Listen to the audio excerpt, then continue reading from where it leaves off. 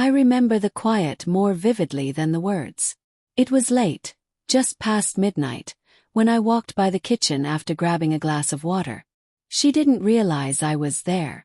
Her voice was soft but edged, like a blade sliding across glass. He's too much sometimes. Always asking about my day, wanting to spend every weekend together. He expects me home for dinner. It's like he's keeping tabs on me. I just feel trapped. Her sister laughed. My wife joined in. That laugh hurt more than the words. I stood in the dark, one hand resting on the fridge handle, breathing slow. I could have stepped in, could have asked her why she felt that way. Instead, I memorized every syllable. It wasn't always like this. When we first met, she used to text me between meetings just to say she missed me. She'd show up at my door with coffee on weekdays because she couldn't wait for the weekend. She told me I made her feel safe. I told her she was my home, and I meant it. Even 3 years into marriage, I still left work early to cook for us. I still asked about her day, not to control her, but because I genuinely wanted to know the small details. But to her, those details had somehow turned into chains. Change was gradual. She stayed late at work more often. She angled her phone away when it buzzed. Weekends became self-care days. Solo brunches, errands that lasted hours. She smiled less when I touched her. But that night in the kitchen, hearing her call my care suffocating, was the last piece I needed. She didn't just think I was clingy. She resented me for loving her. Something inside me shifted like a lock clicking shut. If she felt I was choking her, I'd give her air. All the air she wanted. Enough to drown in. The next morning I stopped texting her at lunch. I stopped calling when she stayed late. I stopped asking when she'd be home. For dinner I cooked for one. On weekends I made plans without her. Hiking, seeing friends, even taking a pottery class I didn't care about. Anything that didn't involve her. At first she didn't notice, or maybe she thought I was finally improving. 2 weeks in, she began dropping little comments. You didn't ask about my meeting today. Oh, you went out. With who? I just smile and give vague replies. It was fine, just some people. Her eyes searched mine, but I kept them steady. I didn't stop at emotional distance. I redirected my paycheck to a separate account she knew nothing about.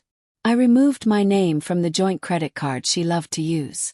At work, I volunteered for out-of-town conferences. I stayed in nice hotels, ate alone, paid in cash.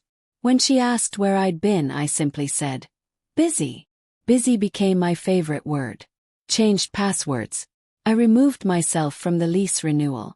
I casually told our friends we were figuring some things out. They didn't press, but I knew the seed was planted. The cracks started forming on her side. She'd try to start conversations at night, her voice softer now. I'd respond politely but never ask back. She'd linger by the door on Saturdays, waiting for an invitation that never came. One evening she came home early. I was on the couch reading. No dinner cooking. You didn't make dinner, she asked. I wasn't sure you'd be home, I said without looking up. She stood there a moment, her silence heavy, then walked to the bedroom without a word. The true turning point came a month later when her sister visited again. I stayed in my study, door cracked just enough.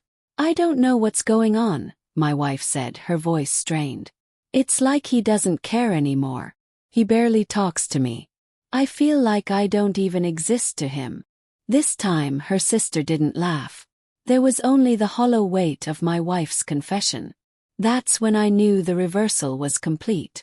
I didn't let it drag on much longer. 2 days later I came home early. She was on the couch, scrolling her phone.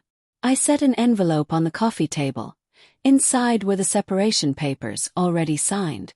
She looked up, confusion and fear mixing in her eyes. What is this? Exactly what you wanted, I said evenly. Base. Freedom. No more questions. No more dinners. No more me breathing down your neck. Her mouth opened then closed. She looked at the papers like they might bite her. I didn't mean. You did, I cut in calm as ever.